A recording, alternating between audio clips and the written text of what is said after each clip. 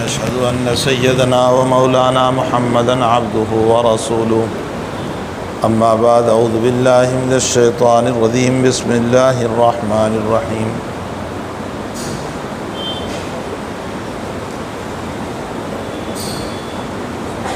يا أيها الذين آمنوا استعينوا بالصبر والصلاة إن الله مع الصابرين ولا تقولوا لمن يقتل في سبيل الله أموات بل أحياء ولكن لا تشعرون ولنبلونكم بشيء من الخوف والجوع ونقص من الأموال والأنفس والثمرات وبشر الصابرين الذين إذا أصابتهم مصيبة قالوا إنا لله وإنا إليه راجعون أولئك عليهم صلوات من ربهم ورحمة وأولئك هم المهتدون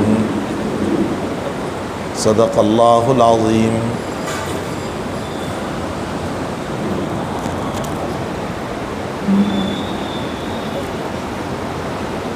بزرگان محترم،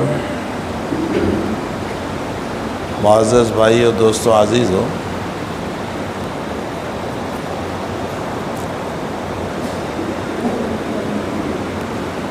دنیا آنی جانے کا نام ہے۔ دنیا میں استقامت نہیں اور دنیا کی چیز میں بھی استقامت نہیں۔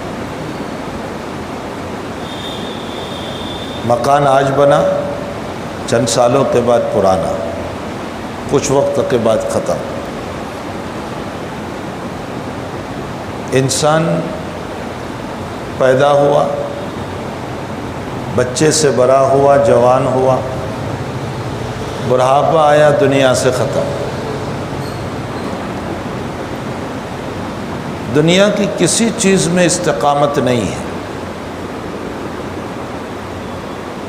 آپ جانور کو لے لیں، آپ انسان کو لے لیں، آپ مکان کو لے لیں، آپ جائیداد کو لے لیں، آپ پراپرٹی کو لے لیں، کسی بھی چیز کو آپ لے لیں، یہ مسجد ہی کو لے لیں۔ آپ نے مسجد بنائی ماشاء اللہ تعالی، 50 سال، 60 سال، 100 سال، 150 سال، بہرحال مسجد اپنی جگہ ٹوٹے گی، گرے گی، پتھر گرے گا۔ کعبۃ اللہ جو ہے، کعبۃ اللہ کی ایک تاریخ ہے۔ سب سے پہلے کعبۃ اللہ کو بنایا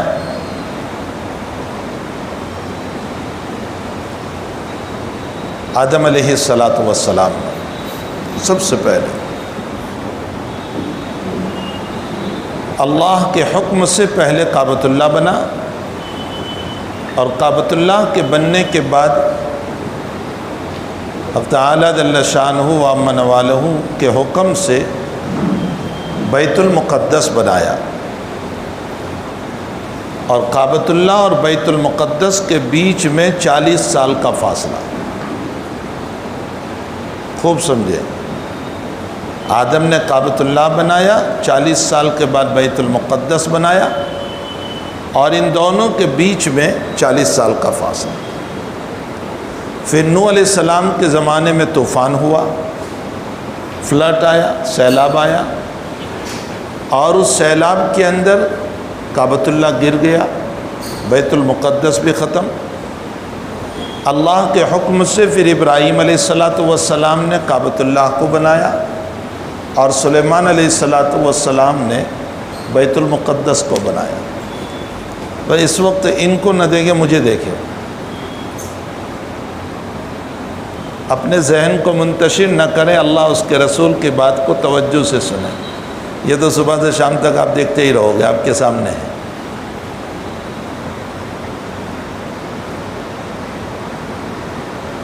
حق تعالیٰ جل شانہ نے دنیا کو آنی جانی بنایا، یہاں کوئی چیز ٹھہرنے والی نہیں، نہ انسان، نہ جانور، نہ چرند و پرند، نہ مکان، نہ جائیداد، نہ پراپرٹی، کوئی چیز میں استقامت نہیں۔ استقامت ہے تو سورگ اور جنت میں ہے، اور نرگ اور جہنم میں ہے، اس میں استقامت ہے۔ اللہ جس کو سورگ اور جنت میں لے گیا وہاں ہمیشگی ہے، اور اللہ حفاظت فرمائے جس کو نرگ اور جہنم میں لے گیا اللہ ہی بچائے، اس میں بھی ہمیشگی ہے۔ نبی علیہ السلام فرماتے ہیں کہ اللہ جس کو جنت میں، سورگ میں ایک کورے کے برابر، ایک مصلے کے برابر جگہ دے دیں، کوئی لمبی چوڑی جگہ نہیں، ایک مصلے کے برابر اتنی جگہ دے دیں، وہ دنیا وما فیہا سے بہتر ہے۔ دنیا وما فیہا سے، اس پوری دنیا سے، صرف مانگرول سے بہتر نہیں، صرف جوناگڑھ سے بہتر نہیں، راجکوٹ ضلع سے بہتر نہیں، گجرات ملک سے بہتر نہیں، ہندوستان ملک سے بہتر نہیں، پوری دنیا سے بہتر۔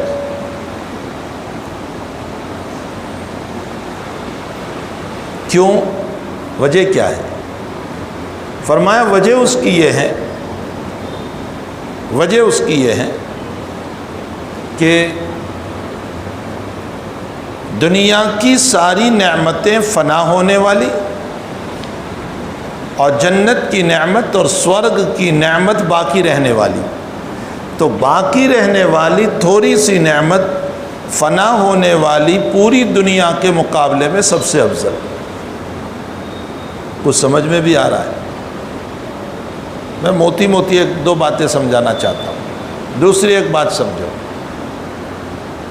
ہمارا سب سے بڑا قصور یا غلط سوچ یہ ہے کہ ہم نے اپنے معاملات کو، اپنے حالات کو، اپنی پریشانیوں کو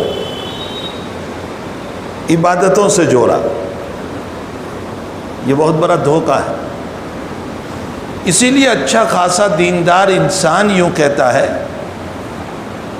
کہ مولانا میں تہجد پڑھتا ہوں پھر بھی میرے گھر میں بیماری، مولانا میں 5 وقت کا نمازی ہوں پھر بھی میرے گھر میں پریشانی، مول صاحب میں خوب جماعتوں میں چلتا ہوں تو بھی میرے گھر میں پریشانی، میں دین کی خوب خدمت کر رہا ہوں تو بھی میرے گھر میں پریشانی، میں صدقہ کرتا ہوں، میں خیرات کر رہا ہوں تو بھی میرے گھر میں پریشانی۔ میرے بھائیوں، ہم نے اپنے حالات کو عبادات سے جوڑا۔ اگر عبادت کی بنیاد پر حالات نہ آتے، مصیبتیں نہ آتی، تو محمد الرسول اللہ صلی اللہ علیہ وسلم سے افضل عبادت کرنے والا کوئی نہیں تھا۔ آپ بتائیں نبی سے بڑھ کر عبادت کرنے والا؟ وہ رات میں جب تہجد پڑھتے تھے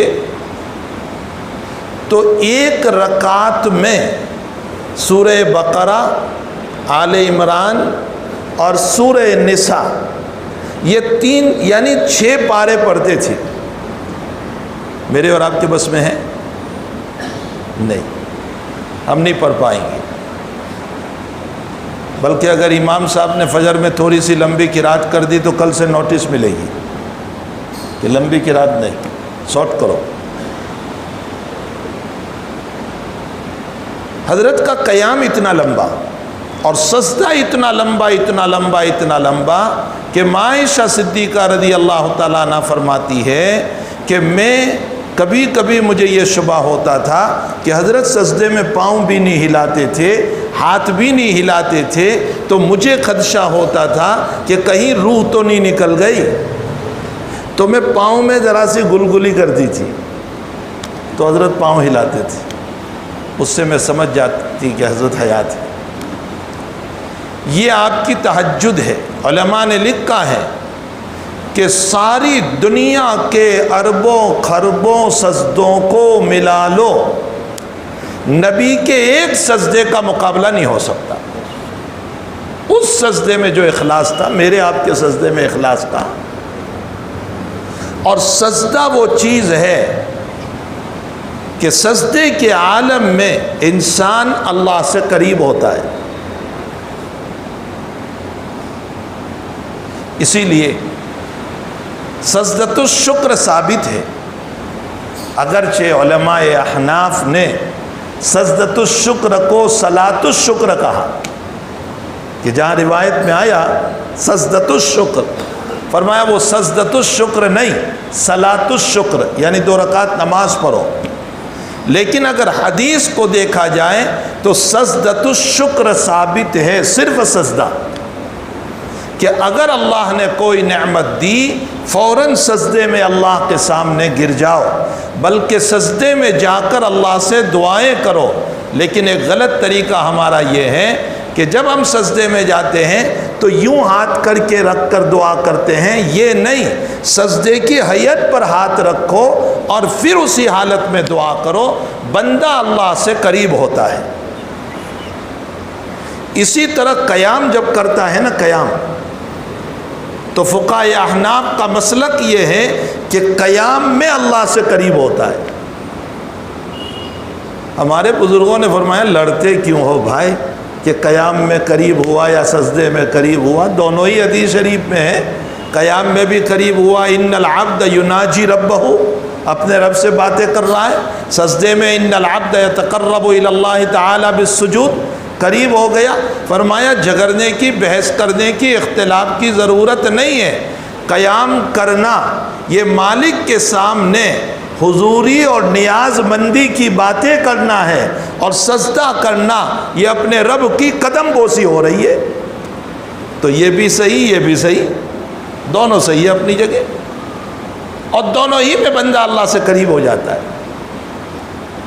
تو بھائی حالات کی، عبادتوں کی بنیاد پر اگر حالات نہ آتے تو نبی کریم صلی اللہ علیہ وسلم سے بڑھ کر عبادت کرنے والا کوئی نہیں، آپ سے بڑھ کر سجدے کرنے والا، نمازیں پڑھنے والا، خشوع اور خضوع کرنے والا، روزے رکھنے والا، خیرات کرنے والا۔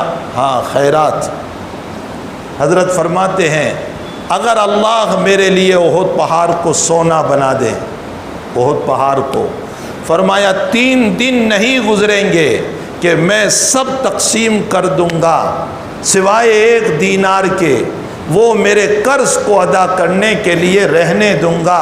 2 باتیں فرمائی، قرض کی اہمیت بھی بتائی کہ قرض کو سر پر نہ رکھو، اور خرچ اور صدقہ اور خیرات اور دان کرنے کا طریقہ بھی بتایا۔ انسان اپنے پیٹ کے لیے تو بہت کچھ کرتا ہے، اپنے پیٹ کے لیے بہت کرتا ہے، دوسروں کے لیے کرے تو کچھ کمال ہوگا۔ قرض بہت بری چیز ہے، بہت بری چیز ہے۔ آج امت قرض میں مبتلا ہے۔ یہ قرض میں مبتلا کیوں ہوئی؟ اپنی طاقت سے زیادہ فضول خرچی میں گئے، شادیوں میں فضول خرچی، کاروبار میں فضول خرچی، سود اور انٹرسٹ اور بیاج پر مال لینا، اور پھر اسی میں ڈوبتا چلا گیا، اسی میں گرتا چلا گیا۔ امت قرض میں مبتلا ہے۔ اللہ کے نبی علیہ السلام کی بہترین دعا یاد رکھو، اللہم انی اعوذ بک من المعثم والمغرم، اے اللہ میں گناہوں کے بوجھ سے پناہ چاہتا ہوں، گناہوں کا بوجھ۔ اور صحابہ نے فرمایا مغرم، فرمایا قرض کا بوجھ، قرض، قرض بہت بری چیز ہے۔ القرض مقراض المحبت، قرض جو ہے نا وہ محبت کو کاٹ دیتی ہے، آپس کی محبت ختم قرض کی وجہ سے۔ بلا وجہ اپنے سروں پہ قرض نہ لو، اپنی چادر سے زیادہ پاؤں نہ پھیلاؤ، اپنی شادیوں کو مختصر کرو، پیسہ بچاؤ، تمہاری اولادوں کو کام آئے گا، تمہاری ضرورتوں میں کام آئے گا، کسی اور بچوں کی شادی میں کام آئے گا، کسی حاجت اور ضرورت مند اور فقیر کی بیوہ کی ضرورتیں پوری ہوگی، کوئی بیمار کا آپ علاج کراؤ گے، شادی میں کھایا پیا ختم ہو گیا۔ ہمارے حضرت قاری طیب صاحب رحمۃ اللہ علیہ فرمایا کرتے تھے کہ اچھے سے اچھا کھلا دو لیکن پھر بھی جانے والا عیب نکال کر جائے گا۔ شادی میں اچھے سے اچھا کھلاؤ، پھر بھی جانے والا عیب نکال کر جائے گا، کچھ نہیں تو آخر میں کہے گا پانی برابر ٹھنڈو نہیں ہو تو کچھ نہیں ملے گا تو یہ کہے گا پانی ٹھنڈا نہیں تھا، عیب ضرور نکالے گا۔ حضرت قاری صاحب نے ایک واقعہ نقل کیا ہے کہ پرانے زمانے میں بیل گاروں سے بارات جاتی تھی، اب تو ماشاءاللہ کاریں اور شاندار کاریں ہیں، پہلے زمانے میں بیل گاروں سے جاتی تھی۔ تو جب واپس ہو رہی تھی بارات تو آتے وقت تو یوں ڈھلوان جگہ تھی اترنے کی، تو جلدی جلدی بیل گارے چلے، جاتے وقت اب چڑھنا تھا تو بیل گارے چڑھ نہیں رہے تھے، تو کہا بھائی دیکھو ہمارے سمدھی نے، ویوائی نے، بچی کے ماں باپ نے کچھ فاورے تگارے دیے ہیں کہ نہیں، کچھ کدال ودال دیا ہے کہ نہیں، تاکہ ہم یہ کھودتے ہوئے اپنے بیل گاروں کو چرائیں۔ اب وہ کون دے گا اس کو فاورا اور کدال، اور یہ کون دے گا؟ تو کہا کچھ نہیں دیا۔ تو کہا ظالم نے دیا تو کیا دیا، بس ہم پر ظلم کیا کہ بچی دے کر ہمارا بوجھ بن گیا۔ کبھی تعریف نہیں ہوگی، تم سونے کا لقمہ کھلا دو اور معاف فرمائے، کڑوی بات ہے لیکن میں عرض کروں آج ہماری زبانیں سانپ سے زیادہ ڈنکیلی ہے، ڈنک مارتی ہے، تانوں سے، بری باتوں سے۔ سانپ کی عادت بتاؤں میں آپ کو، سانپ پھنس جاوے کہیں، آپ غریب کو بچاؤ، کسی طرح اس کو بچاؤ، نکالو تاکہ مر نہ جائیں، اس کو بچاؤ اور نکالو، اس کے اوپر جو کچھ لگا ہے اس کو صاف کرو، اور جب صاف کر کے آپ نے اس کو نکالا اور بھوکا ہوگا چلو اس کو کچھ پلا دو، دودھ وودھ، کہا وہ سب سے پہلے ڈنک تمہیں کو مارے گا۔ جو انسان اپنے محسن کو دستا ہے وہ انسان نہیں ہو سکتا، وہ سانپ کی صفت ہے۔ جو اپنے مالک کو سجدہ نہیں کرتا وہ سانپ ہے جو اپنے رب کو بھول چکا ہے، اپنے اللہ کو بھول چکا ہے۔ ہماری زبانیں ڈنکیلی ہو گئی، ہم اپنے مالک کو بھول گئے، اور جب حالات آتے ہیں تب کہتے ہیں اب کیا ہوگا، اب کیا ہوگا۔ اللہ کہتا ہے تم خوشیوں میں مجھے یاد کرو، میں غمیوں میں تمہیں یاد کروں گا۔ ہم سانپ سے زیادہ ڈنکیلے بن چکے۔ اپنی زبان تانے والی نہ بناؤ، محبت والی بناؤ، پیار والی بناؤ، ہمدردی والی بناؤ، ایک دوسرے کے کام آؤ۔ تو دیکھو فضول خرچی اور اسراف سے اپنے آپ کو بچاؤ، بہت بری بات ہے۔ اپنے سروں پہ قرض نہ لو، جتنی ضرورت ہے پیسے ہیں اسی کے مطابق چادر پھیلاؤ، نہ اپنی شادیوں میں، نہ اپنے کاروبار میں، نہ اپنے مسائل میں بہت زیادہ قرض اپنے سروں پر نہ لو، ورنہ پھر کیا ہوگا۔ اللہ کے نبی علیہ السلام فرماتے ہیں کہ میں قرض سے پناہ چاہتا ہوں۔ پھر لوگ کیا کرتے ہیں؟ سوسائڈ، خودکشی، آبگھات، سروں پر بوجھ لے کر آبگھات۔ اسی لیے شروع میں جب جنازہ آتا تھا تو اللہ کے نبی علیہ السلام پوچھتے تھے اس کا قرضہ ہے؟ صحابہ کہتے تھے ہاں قرضہ ہے اس پر، تو کہتے تھے صلو علی صاحبکم، محمد تیری نماز نہیں پڑھے گا، جاؤ تم پڑھ لو۔ یہ امت کو ڈرایا کہ دیکھو نبی بھی نماز نہیں پڑھتا، قرض کتنی بری چیز ہے، قرض سے بچاؤ۔ اور پھر بعد میں فتوحات ہوئی، اللہ تعالیٰ نے اسلام کو، بیت المال کو جب عطا فرمایا تو پھر نبی علیہ السلام نے فرمایا بھائی اس کے اوپر قرض ہے؟ فرمایا ہاں۔ تو نبی فرماتے تھے اگر یہ مال چھوڑ کر گیا اس کے ورثاء کا، اور یہ قرض چھوڑ کر گیا محمد ادا کر دے گا۔ یہ حسن اخلاق، یہ حسن اخلاق، کسی کے کام آ جاؤ، میری زندگی کسی کے کام آ جائے۔ الراحمون یرحمہم الرحمن تبارک و تعالی ارحموا من فی الارض یرحمکم من فی السماء۔ اے لوگو رحم کرنے والا تم پر رحم کرے گا، تم زمین والوں پر رحم کرو، آسمان والا تم پر رحم کرے گا۔ رحم کرنے والے بنو۔ تو بہرحال میں یہ کہہ رہا تھا نبی سے بڑھ کر عبادت کرنے والا کوئی نہیں، آپ سے بڑھ کر داعی کوئی نہیں، آپ سے بڑھ کر روزہ رکھنے والا کوئی نہیں، آپ سے بڑھ کر سخاوت کرنے والا کوئی نہیں، آپ سے بڑھ کر تہجد گزار کوئی نہیں. آپ کی سخاوت کا عالم حدیث میں جو بیان کیا گیا، اجود الناس. اجود، اجود کس کو کہتے ہیں؟ جس کو جو ضرورت ہو وہ دے. ہم تو اجود کس کو کہتے ہیں کہ پیسے دے بس. نہیں، اجود کی تعریف یہ ہے جس کو جو ضرورت ہو وہ دے. کیا ضرورت؟ اخلاق کی ضرورت ہے، اپنے قریب بلا کر کے اس کے اخلاق بناؤ. پیسوں کی ضرورت ہے، اس غریب کا پیسے سے تعاون کرو. ہاسپٹل میں دوا کی ضرورت ہے، دوا سے مدد کر دو. اس انسان کو حالات میں دو اچھے لفظ کی ضرورت ہے، میں دو لفظ بول کر کے اس کو ذرا خوش کر دوں. یہ عیادت کا محتاج ہے، کوئی نہیں جا رہا ہے، اس کی عیادت کے لیے جاؤں. یہ مر گیا، میں اس کے گھر پہ جنازے کی نماز میں جاؤں.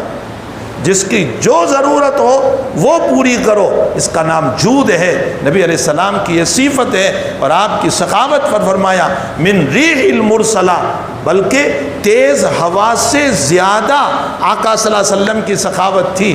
مثال بھی عبداللہ ابن عباس نے تیز ہوا سے دی اور اشارہ فرمایا جب ہوا چلتی ہے تو وہ صرف اپنوں کے گھر میں نہیں جاتی، وہ دشمنوں کے گھروں میں بھی جاتی ہے. اسی طرح نبی کی سخاوت اپنوں کے گھروں میں بھی جاتی تھی، دشمنوں کے گھروں میں بھی جاتی تھی. جب ہوا چلتی ہے تو وہ صرف غریبوں کے گھروں میں نہیں جاتی، امیروں کے گھروں میں بھی جاتی ہے. نبی کی سخاوت یہ غریبوں کے گھروں میں بھی جاتی تھی، امیروں کے گھروں میں بھی جاتی تھی. یہ آپ صلی اللہ علیہ وسلم کی صفت ہے. تو بھائی آپ سے بڑھ کر عابد، زاہد، تقوی، پرہیزگاری، متقی کوئی نہیں. اتنا بڑا نبی، اتنا بڑا نبی، لیکن حالات آئے کہ نہیں آئے؟ حالات آئے. کیسے حالات آئے؟ بائیکاٹ ہوا آپ کا، سوشل بائیکاٹ. ایسا بائیکاٹ کہ مکہ کی گلیوں میں پیسوں کے ذریعے سے بھی کھانے کا لقمہ دینے والا کوئی نہیں، اور 2 سال تک گھاس کھا کر زندگی گزاری. حالات آئے کہ نہیں؟ حالات آئے. آپ کے خلاف قتل کی سازش ہوئی. آپ کو اپنا احب الاوطان، وطنوں میں سب سے زیادہ محبوب وطن جہاں اللہ کا گھر تھا، اس کو چھوڑنا پڑا، ہجرت کر کے جانا پڑا وہاں سے. حالات آئے کہ نہیں آئے؟ اگر عبادتوں کی بنیاد پر حالات نہ آتے تو محمد الرسول اللہ پر حالات نہیں آنے چاہیے تھے. معلوم ہوتا ہے حالات کا تعلق دنیا سے ہے. یہ نہ سوچو کہ عبادت ہو تو حالات نہیں آئیں گے.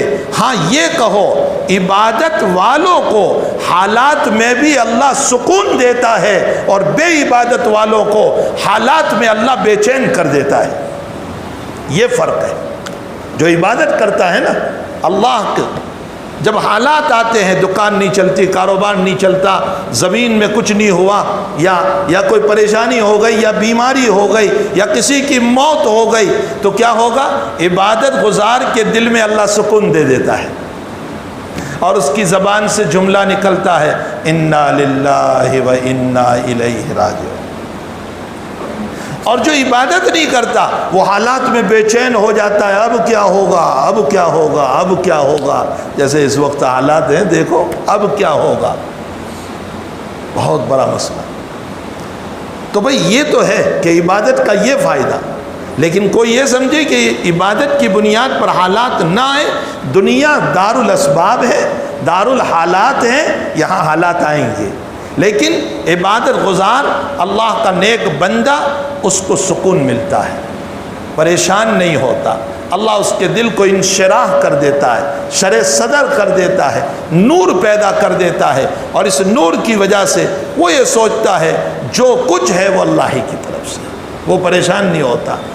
حضرت سیدنا برے پیر عبد القادر جیلانی رحمۃ اللہ علیہ تھوک بندی ویپاری تھے، ہول سیلر تھے، ہول سیلر. آج کل تو بیچارہ کوئی مولوی صاحب کاروبار کرتا ہے، او مولانا تو اب کاروبار کرنے لگے. یہ بھی ہماری فطرت ہو گئی. اس لیے مولوی صاحب کاروبار نہیں کروانا، یہ خالی مدرسے پڑھا گئے.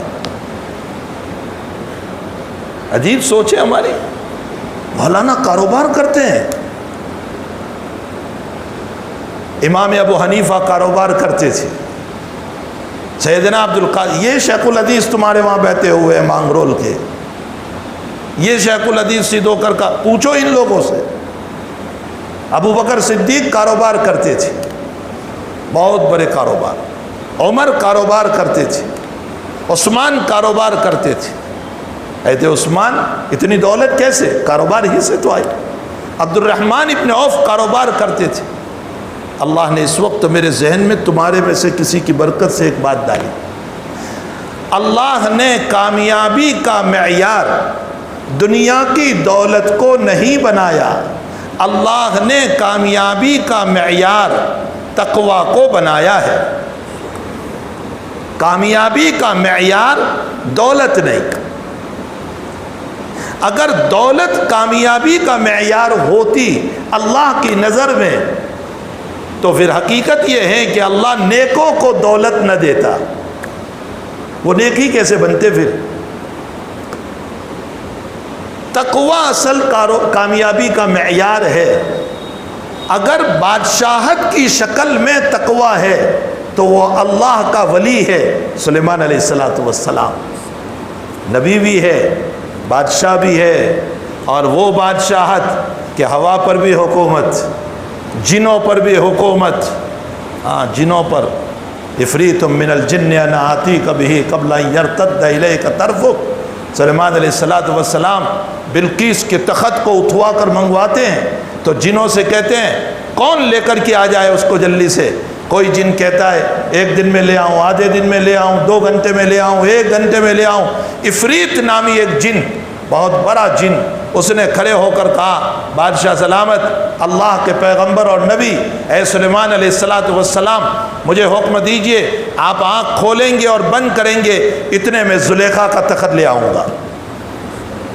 عفریت من الجن، میں نہیں کہتا ہوں، قرآن کہہ رہا ہے، انا آتیک بہ قبل ان یرتد الیک طرفک فلما رآہ مستقرا۔ ہاں وہ لے آیا، وہ لے آیا۔ تو بادشاہت ایسی ہے کہ انسانوں پر تو حکومت، جنوں پر بھی حکومت، ہواؤں پر بھی حکومت، پرندوں پر بھی حکومت۔ فقال ما لی لا اری الہدہد ام کان من الغائبین۔ ارے وہ ہدہد نامی پرندہ کہاں گیا؟ ہدہد دیکھا ہے تم نے؟ لمبی سی چونچ ہوتی ہے، کبوتر کی طرح ہوتا ہے، لمبی سی چونچ ہوتی ہے، اپنے وہاں اس کو لکر پھوڑ بھی کہتے ہیں، لمبی سی چونچ ہوتی ہے، یہ ہدہد ہے۔ فرمایا حاضری ہدہد کی نہیں ہے، پرندوں کی حاضری لے رہے ہیں، پکشیوں کی حاضری۔ کہا وہ غائب ہے، چھٹی نہیں لی اس نے، پٹائی کروں گا یا مدرسے سے خارج کروں گا اس کو اگر صحیح عذر نہیں بتایا۔ اور اسی نے آ کر بتایا کہ اللہ کے نبی ایک دوسری حکومت ہے زلیخا نام کی، اور پھر حضرت سلیمان علیہ السلام نے اسی کے ہاتھ خط دے کر کے روانہ کیا۔ اتنا بڑا حاکم وقت، بادشاہ وقت، لیکن تقوی تھا، اللہ کا نبی ہے۔ داؤد علیہ السلام بادشاہ ہے، اللہ کے نبی ہے۔ حضرت عثمان رضی اللہ تعالیٰ عنہ دولت کے خزانے ہیں مگر تقوی ہے، اللہ کے ولی ہے۔ عبد الرحمن ابن عوف رضی اللہ تعالیٰ عنہ اتنا بڑا مالدار، اتنا بڑا مالدار کہ اس وقت ورلڈ کے 22 مالدار ہے پوری دنیا میں، ابھی 22 مالدار۔ یہ 22 مالدار عبد الرحمن ابن عوف کے جیب میں آ جائیں گے۔ اتنی دولت عبد الرحمن ابن عوف کو دی تھی، شاید ہم نہیں دیکھ پاتے، ہم جیسے ہوتے تو، کیونکہ ہمارے دل تو بہت چھوٹے ہیں نا، مول صاحب کو نہیں دیکھ پاتے تو عبد الرحمن کو کیسے دیکھتے؟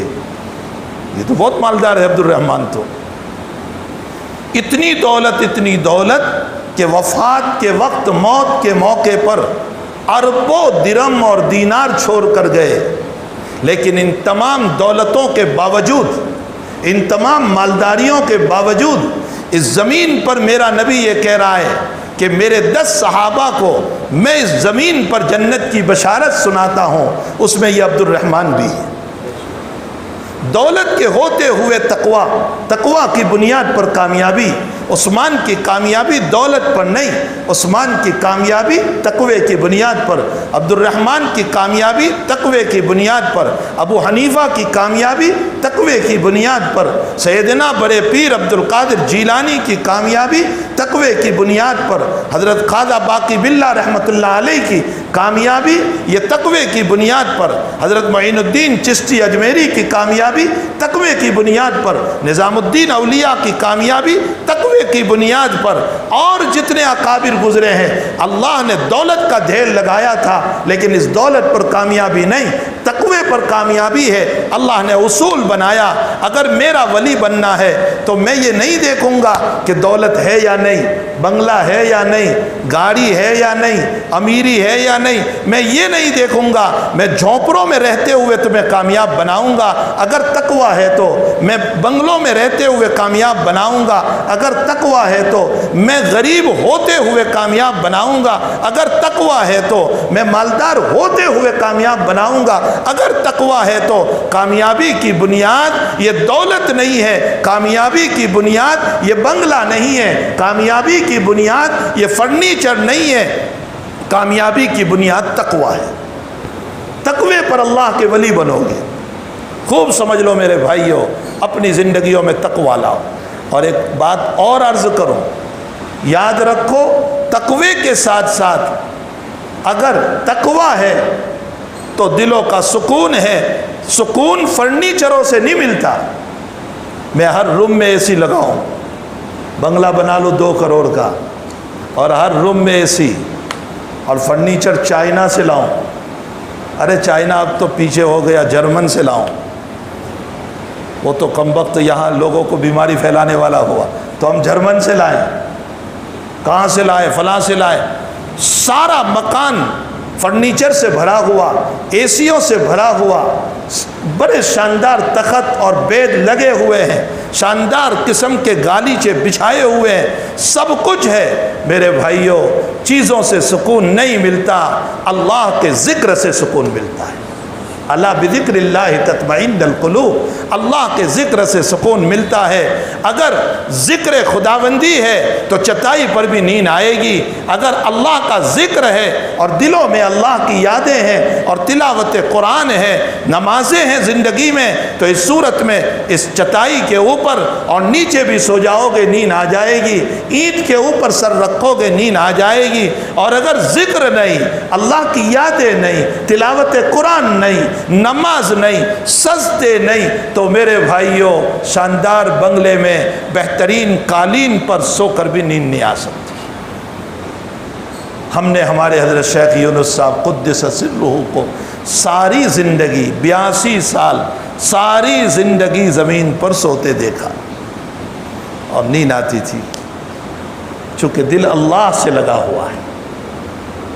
تقوی ہے میرے بھائیوں، اپنی زندگی میں تقوی اختیار کرو۔ یہ بیماریاں آتی جاتی ہے، آج وبا کے دن ہے، کل شفا کے دن بھی ہو جائیں گے۔ آج وبا کے دن ہے، کل شفا کے دن بھی ہو جائیں گے۔ آج حالات کے دن ہے، کل خوشیوں کے دن بھی ہو جائیں گے۔ آج نچلے درجے کے حالات ہیں، کل کو اوپر کے بھی حالات آ جائیں گے۔ یہ تو چڑھتی پڑتی ہوتی رہتی ہے۔ بہترین انسان وہ ہے جو رب کو راضی کر لے، جو اللہ کو راضی کر لے، وہ بہترین انسان ہے۔ ہمیں چاہیے کہ ہم اپنے رب کو راضی کرنے والے بنے۔ بات چھیڑ دی تھی، اس لیے اب سنا دوں مختصر مسئلہ۔ سیدنا عبد القادر جیلانی تھوک بندی ہول سیلر ویپاری تھے، کپڑوں کے ویپاری تھے، ہول سیلر۔ جیسے ہمارے وہاں کنٹینر آتے ہیں نا، اس زمانے میں اسٹیمر بھر کے سامان آتا تھا۔ آپ کو اطلاع ملی کہ اسٹیمر ڈوب گیا، حضرت تھوڑی دیر مراقبہ میں بیٹھے اور پھر فرمایا الحمدللہ۔ 2 دن کے بعد اطلاع ملی کہ حضرت وہ اسٹیمر آپ کا نہیں تھا، وہ کسی اور کا تھا، آپ کا اسٹیمر صحیح سالم آ رہا ہے۔ حضرت پھر مراقبہ میں بیٹھے، فرمایا الحمدللہ۔ تو مریدوں نے کہا حضرت ڈوبنے پر بھی الحمدللہ، بچنے پر بھی الحمدللہ۔ جیسے آج کل بعض ڈاکٹر ہوتے ہیں نا، کھانسی آوے تو بھی لال ٹکری، پیلی ٹکری، بخار آوے تو بھی وہی ٹکری، ایک ہی۔ تو کہا ڈوبنے پر بھی الحمدللہ، بچنے پر بھی الحمدللہ۔ فرمایا میرے پیارو، میں نے ڈوبنے پر بھی نہیں پڑھا، بچنے پر بھی نہیں پڑھا، میں نے الحمدللہ اس پر پڑھا کہ جب تم نے مجھے اطلاع دی کہ وہ اسٹیمر ڈوب گیا، مال غرق ہو گیا، تو میں نے اپنے دل کو دیکھا کہ کہیں غم کی وجہ سے اللہ کی یادوں سے غافل تو نہیں ہو گیا۔ الحمدللہ میرا دل اللہ کی یادوں میں لگا ہوا تھا۔ اور جب بچنے کی اطلاع آئی، پھر میں نے اپنے دل کو دیکھا کہ خوشیوں میں اللہ کو بھول تو نہیں گیا، میرا دل اللہ کی یادوں میں لگا ہوا تھا۔ میں نے الحمدللہ نہ ڈوبنے پر پڑھا، نہ بچنے پر پڑھا، یاد خداوندی پر پڑھا ہے۔ یہ ہیں ہمارے حالات، ہمارے اکابر کے حالات، ہمارے بزرگوں کے حالات، ہمارے صالحین کے حالات، ہمارے نیکوں کے حالات۔ ہمیں چاہیے کہ ہم ان کی اتباع کریں۔ اللہ ہم سب کو ان کی اتباع نصیب فرمائے۔ وصلی اللہ علی النبی الکریم برحمتک یا ارحم الراحمین۔ الحمدللہ نحمده ونستعینه ونستغفره ونؤمن به ونتوکل علیہ ونعوذ باللہ من شرور انفسنا ومن سیئات اعمالنا، من يهده الله فلا مضل له ومن يضلله فلا هادي له، ونشهد أن لا إله إلا الله وحده لا شريك له، ونشهد أن سيدنا مولانا محمدا عبده ورسوله، أما بعد أعوذ بالله من الشيطان الرجيم، بسم الله الرحمن الرحيم، يا أيها الناس اتقوا ربكم الذي خلقكم من نفس واحدة وخلق منها زوجها وبث منهما رجالا كثيرا ونساء واتقوا الله الذي تساءلون به والأرحام ان اللہ کان علیکم رقیبا، وقال تعالی یا ایہا الذین آمنوا اتقوا اللہ حق تقاتہ ولا تموتن الا وانتم مسلمون، وقال تعالی یا ایہا الذین آمنوا اتقوا اللہ وقولوا قولا سدیدا یصلح لکم اعمالکم ویغفر لکم ذنوبکم ومن یطع اللہ ورسولہ فقد فاز فوزا عظیما،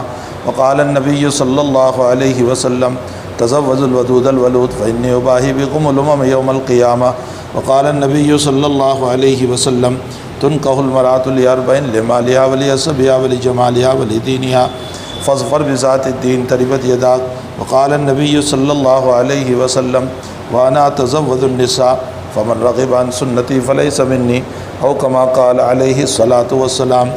صدق رسول اللہ صلی اللہ علیہ وسلم۔ دیکھو میں پانچوں دلہا کو ایک نصیحت کرتا ہوں، مجمع کو جو کہنا تھا وہ کہہ دیا، آپ پانچوں سن لیں۔ پہلی بات یہ ہے سنت سمجھ کر نکاح کریں، یہ نبی کی سنت ہے۔ فائدہ کیا ہوگا؟ اگر آپ کہو کہ میں نے قبول کیا اور نیت نہیں کی تو نکاح تو ہو گیا، لڑکی لڑکا حلال ہو گیا، لیکن یہ عبادت اور سنت کا ثواب نہیں ملے گا، تو ثواب لینا ہے نہیں؟ بھائی نکاح بھی ہو جائیں، لڑکی بھی آ جائے، کھجور بھی مل جائیں مفت کے اور ثواب بھی مل جائیں، کتنی اچھی بات ہے۔ لڑکی تو آنے ہی والی ہے لیکن ثواب بھی ملے گا، اس لیے نیت کرو کہ ہم نبی کی سنت کو ادا کر رہے ہیں۔ نمبر 2، آئندہ سے ہم اپنے بدن کی آنکھوں کی حفاظت کریں گے۔ جب اللہ تعالیٰ نے ہم کو اپنی خواہشات پوری کرنے کے لیے حلال چیز عطا فرمائے تو حرام میں کیوں جائیں، ناجائز میں کیوں جائیں؟ ان آنکھوں سے جب ہم کسی اجنبی عورت کو، لڑکی کو دیکھتے ہیں تو یہاں سے گناہ کی ابتدا ہوتی ہے، پھر دماغ سوچتا ہے، پھر یہ زنا کرتا ہے۔ سنو ایک مسئلہ، یہ سارا مجمع سنیں۔ میں میری بیوی کا ہاتھ پکڑ رہا ہوں یا ملاقات و مجامعات کر رہا ہوں اور نیت یہ کر رہا ہوں کہ یہ فلانی میری محبوبہ ہے، سوچ یہ رہا ہوں، ہے تو میری بیوی لیکن سوچ رہا ہوں کہ یہ میری محبوبہ ہے، میری گرل فرینڈ ہے، تو اپنی بیوی کا ہاتھ ہوتے ہوئے اپنی بیوی سے مجامعات کرتے ہوئے بھی زنا کا گناہ ہوگا۔ غلط خیالات نہ لائیں، کبھی بھی اپنے دماغ میں غلط اس کو پاک صاف رکھیں۔ اور بنیاد اس کی کیا ہے؟ وہ موبائل، وہ گندی تصویریں، وہ جو تصویریں دیکھتے ہیں نا اس سے یہ دماغ پھرتا ہے، پھر تو اس سے اپنے آپ کو بچائیں۔ 2 باتیں۔ تیسری بات، اللہ آپ لوگوں کو اولاد صالح عطا فرمائے۔ نیت کرو پہلے ہم اس کو دین پڑھائیں گے پھر ساری دنیا پڑھائیں گے۔ پہلے دین، پہلے اس میں اللہ اللہ کا رسول پھونکو، اس کے بعد چاہے لائر بناؤ، انجینئر بناؤ، ڈاکٹر بناؤ، جو چاہے بناؤ، لیکن پہلے اللہ اس کا رسول ہونا چاہیے۔ یہ 3 نصیحتیں ہمارے حضرت شیخ یونس صاحب جب بھی نکاح پڑھاتے تھے تو دلہا کو نصیحت کرتے تھے. میں نے بھی حضرت کی اتباع میں آپ لوگوں کو یہ نصیحت کر دی. فیضان حنیف، حافظ فیضان کون ہے؟ وکیل اس میں آپ ہی ہے؟ اچھا، نانا ہے. ایسا آپ نے فرحانہ کی ذات سے اجازت لی تو فرحانہ کی ذات کو حافظ فیضان حنیف کے نکاح میں کیا مہر ہے؟ 5,000 روپے نقد مہر کے عوض آپ نے بیوی بنا کر دیا. حافظ فیضان جناب حاجی داؤد صاحب نے اپنی موکلہ اور اپنی بیٹی اور اپنی نور نظر اپنی لقت جگر فرحانہ کی ذات کو 5,000 روپے نقد مہر کے عوض تمہاری بیوی بنا کر دیا. تم نے قبول کیا؟ بارک اللہ لکما بارک اللہ علیکما وجمع بینکما بالخیر. الحمدللہ رب العالمین والعاقبۃ للمتقین والصلاۃ والسلام علی سید الانبیاء والمرسلین وعلی آلہ وصحبہ اجمعین. اللہم الف بینہم کما الفت بین ازواج النبی صلی اللہ علیہ وسلم والنبی صلی اللہ علیہ وسلم. اللہم الف بینہم کما الفت بین ابراہیم وسارہ وحاضر علیہم الصلاۃ والتسلیم. اے اللہ ان جوڑوں میں محبت عطا فرما، جانبین سے خوب محبت عطا فرما، ایک دوسرے کے دلوں کو محبت سے بھرپور فرما. اے اللہ ان خاندانوں میں محبت عطا فرما، ان کے چمن کو خوشیوں سے آباد فرما، ان کی زندگی کو خوش و خرم فرما، ان سب کو اولاد صالح عطا فرما. اللہ ان سب کو اولاد صالح عطا فرما، اللہ ان سب کو اولاد صالح عطا فرما. اے الہ العالمین جتنے لوگ اپنی جوان اولادوں کو لے کر بیٹھے ہوئے ہیں اللہ ان کے نکاح کا انتظام فرما، غیب سے ان کے نکاح کی شکلیں اور صورتیں پیدا فرما، رکاوٹوں پریشانیوں کو ختم فرما. اے اللہ ہماری اولادوں کے بگڑنے پھسلنے سے حفاظت فرما، غلط راستوں سے حفاظت فرما. اے اللہ ماں باپ کی آبرو عزت کی حفاظت فرما، اولادوں کو اپنے ماں باپ کی وفاداری کی توفیق عطا فرما، اپنے ماں باپ کی اتباع کی توفیق عطا فرما. اللہ ماں باپ کو اپنے اولاد کی اصلاح تربیت کرنے کی توفیق عطا فرما. اے الہ العالمین اس مجمع کی مغفرت فرما. اے اللہ سب کی ضرورتوں کو دست غیب سے پورا فرما. اے اللہ ہماری دعاؤں کو اپنے فضل و کرم سے قبول فرما. وصلی اللہ علی نبی الکریم برحمتک یا ارحم